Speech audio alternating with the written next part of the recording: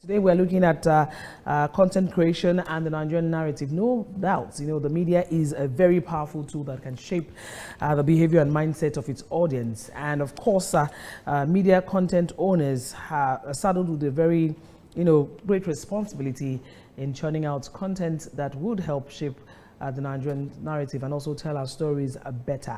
So, what do you make of the men and women in the business of content creation? What are the challenges at ensuring that the mandates vested on them, sees the light of day, and other matters affecting them as players in the industry? So what we're looking at today on our Let's Talk segment. And this morning we've been joined by the General Secretary of EMCWAN. EMCWAN is an acronym for Electronic Media Content Owners Association of Nigeria, none other than Mr. Stephen Alayande. Good morning, sir. Good morning. Hope I got it last. Yeah. After all the tutorials. But I'm better than Jimmy, trust me. Jimmy would have killed it. No, I'm better right now. Yeah. I usually know how to pronounce names like that. You guys are doing a good job, Lisa very and much. Jimmy. Thank you very much. Fantastic job. Thank you very And to Madam Agatha, Rave TV. You guys are doing a fantastic job. We appreciate you. Thank you very much. Well, you can be part of the discussion. The number to dial is 09060005100. The WhatsApp number is very much available. You can also, slide into the EMCWAN page on social media if you want to be part of all of their success stories and also ask questions as players in the industry. Now, let's start with, of course, EMCWAN, the umbrella body for content and programs on TV, radio, and online. That online space, I'm still trying to look at how people have power for those people. Now, so walk us through the journey of the body, EMCWAN. Thank you so much, Lisa. Let's start by saying that in 2012, players in the industry came together, especially, I think, particularly in Ghana, at a gathering where content stakeholders in Africa, were, and they decided that it is time to come up with a body that will be able to ventilate and articulate the viewpoint and defend the interest of, content owners in Nigeria. Of course, there are several bodies and what have you, but there was a lacuna, there was a vacuum for content owners, because you could be a producer, you could be a director, you could be a production manager, but you might not be the owner of that content. The exclusive right, the license right of that content, irrespective of the genre of content we're talking about, might not be yours. So the owners, which means that the CEOs of companies, saw the need to come together to be able to identify, together to fight common cause, and that was the beginning of EMCWAN. In 2012, EMCWAN was registered officially, and we are proud to say that our first president, Mr. Wale Adenuga, MFR, of course, if you know Wale Adenuga Production, Super Story, and a lot of other things, is WAP TV, of course, is the BOT chairman of EMCWAN presently. So the journey started 2010, thereabout. Officially, it was registered 2012, and God has been faithful since then. Our mandate is simply to aggregate views of content owners. You cannot be a member of EMCWAN if you are not the CEO or the MD of your company that owns the content. If you're a producer, if you're a director, fantastic. But the underlying factor is the unique selling point is that you have to be the CEO, you have to be the owner of that content. So that's in respect of that you're talking about, because we see a lot of people young people generally who own content, who create content. Yes. And, are you saying they cannot be part of the association? They can, because as long as they are the owner of the content, we encourage them. We have a lot of young people. I'm young, for crying out loud. I'm young. No, you don't know my age. I'm very, very young. So it's a platform that encourages young people, young producers. How many members can you say you have at this moment? Because I know Nigeria, we are flooded with a lot of creative. The creative industry is. How many? It depends. How strong is the membership? Well, it's less than 100, between 80 and 100 in terms of how active. Because you can be a member, you might not be active as others.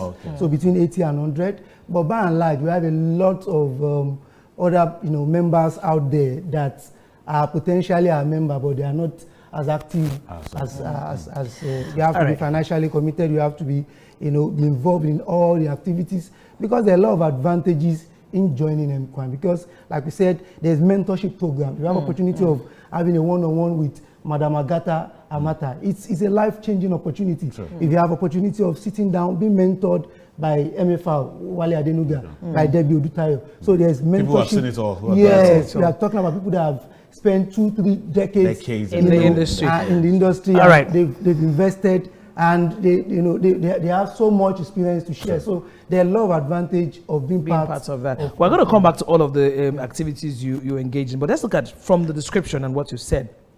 You advance the business of and the economic interest of your members, and of course taking a cue from the recent NBC amendment code that has been very controversial.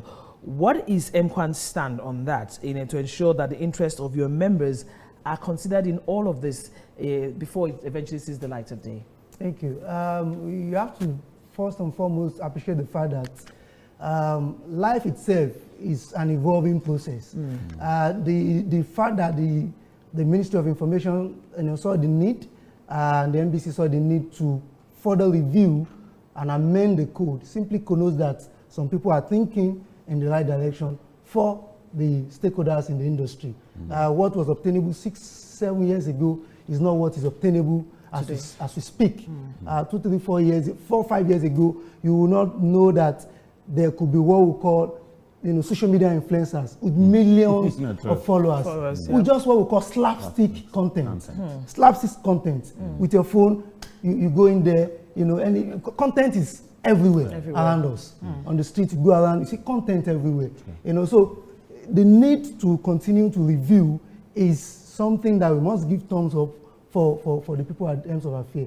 And the other part is to say that there's nothing that you bring to the table that will not generate one controversy or the other. It's our ability to be able to sit down and look at how we can have a win-win situation for people, for broadcasters, content owners, the advertisers, the viewers. Come down, sit down, see how we can manage this situation and move forward. But to say that the amendment itself is the right step in the right direction. Because the amendment deals with something we all know about, exclusivity, which content creators are very concerned about their creative, and their copyright, knowing that they have exclusivity. From your own association's angle, how do you feel? Because your association made entirely of content providers. Yes, exactly. About it. That's what we do. So really, what is your approach towards the new code, especially Code 6, that talk about you sub-licensing your content, your exclusive content to others, just to create that balance of fair competition, so to speak? That's from the Ministry of Information own angle. So that's from the angle of the licensing for sport rights? For sport right. It's sport right now. But it can also affect other content. That's why I said earlier that you need to understand the import of every line. I'm not a lawyer, but if something is created for a particular situation, looking at a particular individual today, it can be someone else tomorrow. True. It can be a particular company tomorrow. Today it might be we're talking about sport rights, exclusive rights for a particular a particular company, as it were, in terms of cable platform. But tomorrow it could be someone else. True. That's why I said there's need to continue to engage ourselves to further discuss, because it's about creating a win-win for everybody.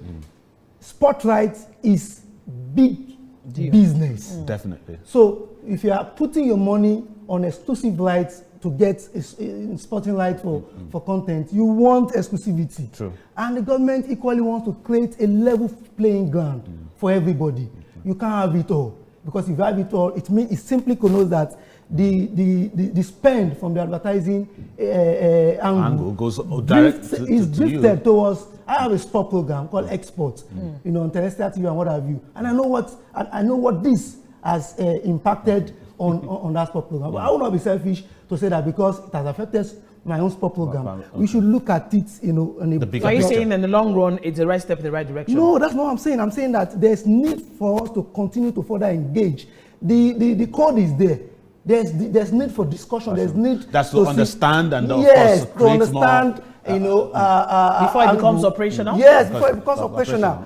These are the concerns of stakeholders. These are the concerns of those that this other hand that have gotten the exclusive rights of, because it's about money, it's about business too. So how can we take a step to this angle, so that every party, every stakeholders can benefit, and it doesn't become a threat to business? Yes, to business as it were. All right, so it's neither here nor there. But at least you guys are not folding your hands and allowing it just fly. Things has to be done. But let's come back to the fact that statistics has it that MCOAN controls up to about 80% of all television, radio content in Nigeria, which is a good one, especially now that we're clamoring for local content, so that we consume less of what is coming from the outside world. Now, how intentional is the association in churning out this content? Because of course they go a long way in telling our stories outside, and also influencing, decisions around here and values. Thank you so much. Recently, I think April or thereabout, the federal government through the Ministry of Information came out with a policy to say that 70% of content, should be local. That's going to be on broadcast platform. Should be local, and we commended this, and we requested for a meeting with the minister, and we met the minister and we discussed this. The importance is to say that if you have the opportunity of traveling abroad, in some countries specifically, you can't go there and be showing content, on your prime time belt. MCOAN fought it some years back. Before, it used to be Paloma, it used to be all those at what we call our prime time belt. The 8 p.m., the 9 p.m. and what have you. We said no. We have our content here. And you can't continue. This is not what is obtainable elsewhere.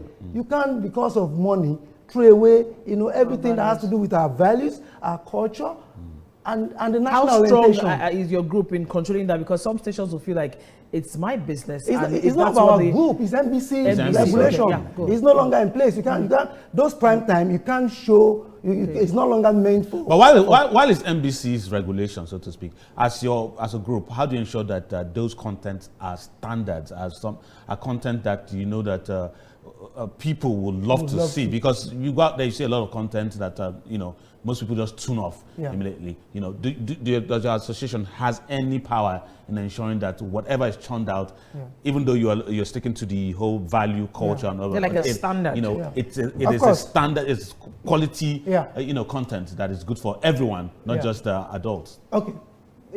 I thank you. Of course, there's part of what the association is doing is to equally ensure that as members, there are standards you follow, there are procedures and there are standards. However, you must appreciate the fact that we are in a world where we have audiences that varies. You must appreciate, I use the word slapstick content.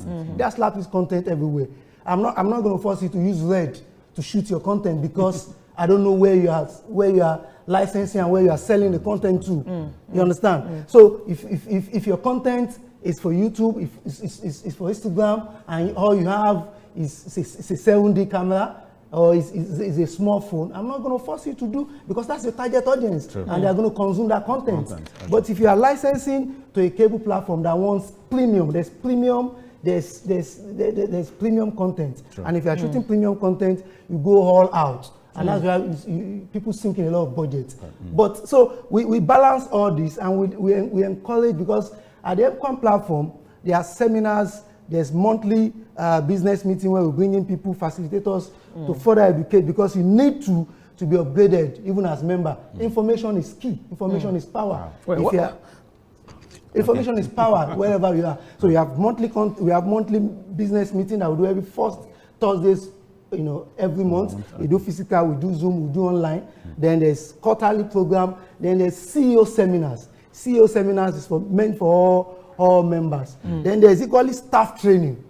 We look at at times we look at production people for our staff. We pick people in the production department. At times we look at people in the social media, digital marketing department. At times we look at people in HR and admin. So these are ways to which we empower our members more, to train more. So you must understand that content is about your target audience. The target audience is a key factor, as to the kind of content you churn out. But then they are standard. You cannot go below, below some, basic standard. Okay. All right. One of the most controversial content staring us in the face today is the BBN. Big Brother Nigeria. And of course, it's been met with lots of controversies. Some people have the opinion that it's corrosive and it's not Nigerian, it's not there and all of that. What's your stance? And some people are saying, okay, how Nigerian is that? If we're trying to promote, some of the, stories that we have, our culture and our values, that it does not in any way promote or represent what we stand for. Others feel, okay, it's just, it's an entertainment content so and all of that.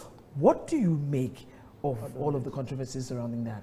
All right, as General Secretary of MQuan does not have a stand over it, so don't quote me over this. From the religious point of view, people have different ways to which they can interpret things, but by and large, it's about entertaining the viewers. Because today, if you look at what African Magic or what MultiChoice is churning out, which of the content has more audience? It's people in Nigeria. So what are you talking about? Of course, NBC is there to regulate, to say that you can't show nudity. Those are part of what we stand for. Safe entertainment. Children cannot walk in and just see people doing a lot of things. Of course, that's why they said you cannot be showing nudity. All those shower hour and all those things are gradually faded off. But looking at but they are online. And I do understand your association. Yes, online is not something that so even on show mats you can do the entire stuff. But I'm just saying that it's about creating content and there's audience for it. Not forget the fact that we must balance it. Looking at what your audience wants and equally looking at just showing all the slice of life. Look at so serious all the time. Looking at what the audience wants and equally balancing it with the value of the society. Our value is being eroded on a daily basis. When we were growing up, you travel Elisha, you travel far off, and you see all kinds of fruits with money, with 2-3 stone or 4 stone, indicating the price and the amount of. So all you did is pay and walk away. You just park your vehicle, whether it's commercial or private vehicle, park and say, this is for 4 naira, this is 10 naira. Nobody, there's no camera, there's nobody there. The seller is not there. But he has taken it for granted that Nigeria is a sane society. People will pass to buy and put it. But gone are those days eroding. Talking about social media, Jimmy just rightly pointed out that gone are those days where content is consumed in a box, TV or radio.